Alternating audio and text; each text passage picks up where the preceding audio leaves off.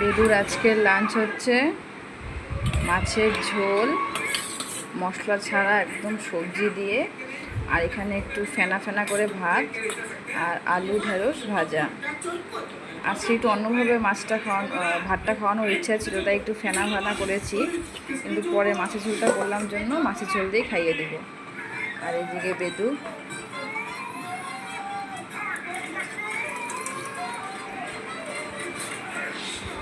মাছের মধ্যে সবজি আছে আলু, ঝিঙে, পেঁপে, মিষ্টি কুমড়া আর হচ্ছে গাজর।